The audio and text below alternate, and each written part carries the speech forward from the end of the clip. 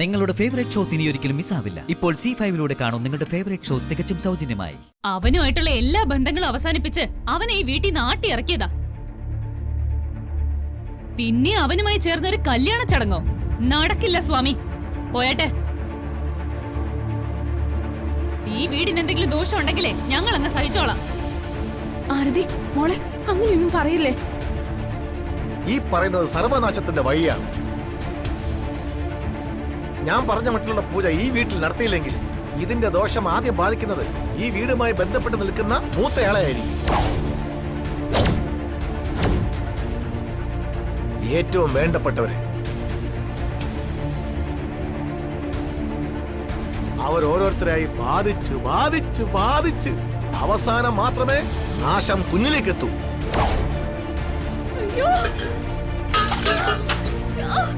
അയ്യോ, എനിക്ക് വയ്യേ.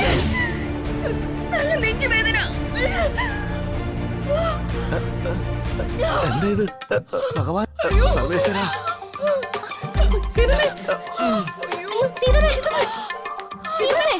എന്താ പറ്റില്ല? എനിക്ക് വയ്യേ. എന്താണെന്ന് അറിഞ്ഞൂടൂ. എനിക്ക് ഒരു പരിവേഷം തോന്നുന്നു. നല്ല നെഞ്ചുവേദന. അയ്യോ, അറ്റാക്കാന്ന് തോന്നുന്നു. അയ്യോ സീതമ്മേ, സീതമ്മേ, ആര്യ കുറച്ച് വെള്ളം എടുത്തോണ്ട് വാ. അയ്യോ, സീതമ്മയുടെ ദേഹമൊക്കെ തണുത്ത് ഐസ് കെട്ട പോലെ ആയല്ലോ. ചെല്ല്. വയ്യേ, ഒന്നുമില്ല. കണ്ടോ കണ്ടോ കണ്ടോ, ഇതൊരു സൂചനയാണ്. ഞാൻ പറഞ്ഞില്ലേ, ഉടൻ പരിഹാര ക്രിയകൾക്ക് മുതിർന്നില്ലെങ്കിൽ വീടുമായി ബന്ധപ്പെട്ട് നിൽക്കുന്ന മുതിർന്നവർക്ക് ദോഷം സംഭവിക്കും. അത് അച്ചട്ടാണ്.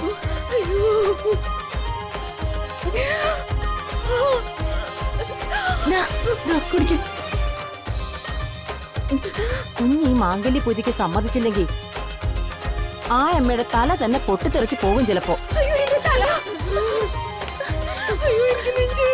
ആ അമ്മ കഴിഞ്ഞ പിന്നെ ഈ അമ്മ, അത് കഴിഞ്ഞ ഈ കുട്ടി. അങ്ങനെ ദോഷങ്ങൾ ഒന്നിനു പുറകെ ഒന്നായി ഈ കുടുംബത്തെ വേട്ടയാടും. ഒടുവിൽ എല്ലാവരുടെ നാശവും കണ്ട് കണ്ട് നീറി നീറി കുഞ്ഞു മാത്രമാവും ഇവിടെ. എന്താ അതിനിടയാക്കണോ? അയ്യോ, എന്റെ നെഞ്ച്. അയ്യോ, നിർത്ത്. മതി നാടകം.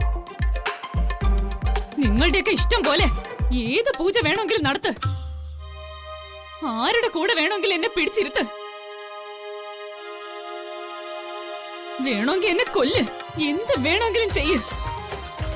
എല്ലാത്തിനും ഞാൻ നിന്ന് തരാം. നിങ്ങളുടെയൊക്കെ ഇഷ്ടം തന്നെ നടക്കട്ടെ.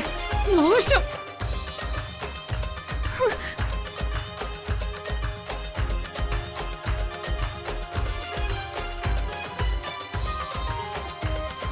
നന്ദി സ്വാമി. നന്ദി, വളരെ നന്ദിയുണ്ട്. അഞ്ജലി, സ്വാമിക്ക് ദക്ഷിണ കൊടുക്ക. അയ്യോ, ദക്ഷിണയൊന്നും വേണ്ട അമ്മ. അതൊക്കെ നമ്മെ അയച്ചവൻ തരും. അയച്ചവനോ? ആരായി അയച്ചവൻ? അത് മനസ്സിലായില്ല.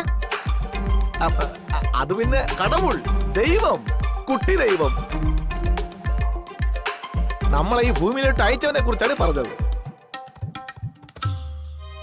നമ്മൾ ഈ ഭൂമിയിൽ ചെയ്യുന്ന ഓരോ സൽപ്രവൃത്തിക്കും അവൻ നമുക്ക് പ്രതിഫലം തന്നുകൊണ്ടേയിരിക്കും.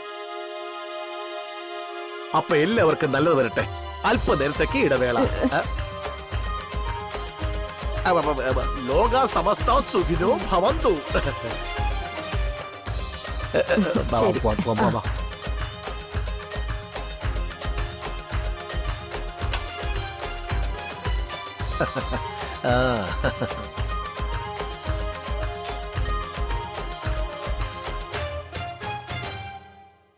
നീയും രാധയുമായിട്ടുള്ള കല്യാണം കഴിഞ്ഞിട്ടില്ല.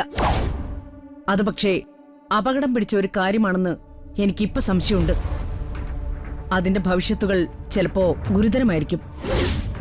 നമ്മുടെ കയ്യിൽ നിൽക്കില്ല അത്. ഒന്നുമില്ലമ്മേ. ഇതൊക്കെ അമ്മയുടെ വെറും തോന്നലുകളാ. സുഭദ്രയെ രാധയുടെ രൂപത്തിൽ വളർത്തിയെടുത്തത് തന്നെ എനിക്ക് വേണ്ടി തന്നെയാ. പിന്നെ ഞാൻ എന്തിനാ ഈ വിവാഹം വേണ്ടാന്ന് വെക്കുന്നത്? ശരി, നിനക്ക് അത്രയ്ക്ക് താല്പര്യമാണെങ്കിൽ നമുക്കൊരു കാര്യം ചെയ്യാം. തൃപ്പങ്ങോട്ട് അമ്പലത്തിലെ തിരുമേനിയെ ഇങ്ങോട്ട് വരുത്താം. അദ്ദേഹത്തോട് ചോദിച്ചിട്ട് ഈ കല്യാണം കൊണ്ട് ദോഷങ്ങൾ ഉണ്ടാവില്ല എന്ന് ഉറപ്പ് കിട്ടിയാൽ മാത്രം നമുക്കത് നടത്താൻ ഇറങ്ങാം. എന്താ, അതുപോരെ? അയ്യേ, അയാള് മഹാകള്ളനാണമ്മേ, കള്ള പൂജാരി. മുമ്പ് പൂജയ്ക്കുള്ള കുറി തന്നിട്ട് പൂജയ്ക്ക് വരാത്ത മഹാകള്ളനായാള്. അമ്മേ, അമ്മയുടെ മനസ്സിൽ എന്താ ഈ ഭയത്തിന് കാരണം? അതാദ്യം എന്നോട് പറ. പൂജാരി ഒന്നും വേണ്ട, ഞാൻ തന്നെ മതി അതിന് പരിഹാരം കാണാൻ.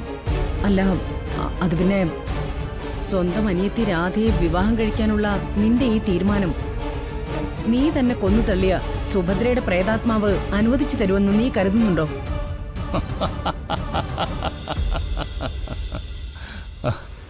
അയ്യോ അയ്യോ അയ്യോ അയ്യോ അയ്യോ, എന്റെ അമ്മേ, അവൾ എന്നോ ശൂന്യതയിൽ ലയിച്ചു കഴിഞ്ഞതാ. ഈ ലോകത്തോ പരലോകത്തോ ആ പ്രേതാത്മാവ് ഇപ്പൊ ഇല്ല. ഉണ്ടെങ്കിൽ തന്നെ അവളെ കണക്കാക്കുന്നില്ല ഞാനിപ്പോ. ഈ കല്യാണ കാര്യത്തിൽ ഞാൻ എന്താണോ തീരുമാനിച്ചിട്ടുള്ളത് അത് നടപ്പാക്കും. ഞാൻ നടപ്പാക്കിയിരിക്കും, ഉറപ്പാ. ശരി, ഇക്കാര്യത്തിൽ നിനക്കത്ര നിർബന്ധമാണെങ്കിൽ എനിക്ക് നിന്നോടൊപ്പം തുടരാൻ ബുദ്ധിമുട്ടുണ്ട്. നീയും ഞാനും രണ്ടു വഴിക്ക് ചിന്തിക്കുന്നവരാ. നിനക്കൊപ്പം ഇനി ഞാൻ ഉണ്ടാവില്ല. നീ ഈ കല്യാണ തീരുമാനം മാറ്റാൻ തയ്യാറാവുന്നില്ലെങ്കിൽ ഇപ്പൊ തന്നെ ഞാൻ ഈ വീട് വിട്ടു പോവാ.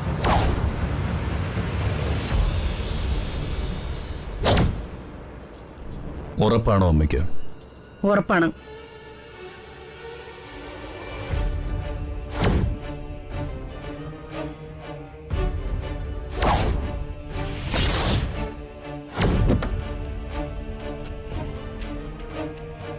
ഇപ്പൊ ഈ നിമിഷം അമ്മയ്ക്ക് ഈ വീട്ടിൽ നിന്ന് ഇറങ്ങാം. എവിടെയാണെന്ന് വെച്ചാൽ ഞാൻ കൊണ്ടുവിടാം. ഇനി മേലാൽ ഞാൻ വിവാഹം കഴിച്ചുകൊണ്ടുവരുന്ന എന്റെ ഭാര്യ രാധയെ ഡിസ്റ്റർബ് ചെയ്യാൻ ഇങ്ങോട്ട് മടങ്ങി വരരുത്.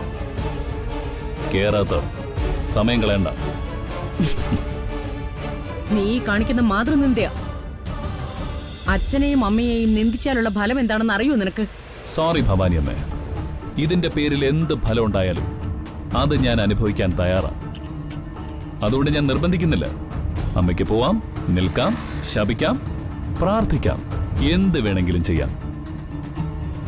അമ്മ എന്ത് തീരുമാനിച്ചാലും ഒന്ന് മനസ്സിലാക്കിക്കോ, ആരൊക്കെ തടുത്താലും എന്തൊക്കെ പ്രതിബന്ധങ്ങൾ ഉണ്ടായാലും ആരൊക്കെ വഴിമുടക്കി കുറുകെ നിന്നാലും ശരി, രാധ ഈ മേഘനാഥന്റെ വധുവായി മാറും.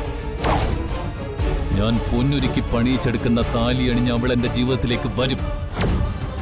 അകാലത്തിൽ നഷ്ടപ്പെട്ടു പോയ സുഭദ്രയുമൊത്തുള്ള ജീവിതം ഞാൻ രാധയിലൂടെ വീണ്ടെടുക്കും.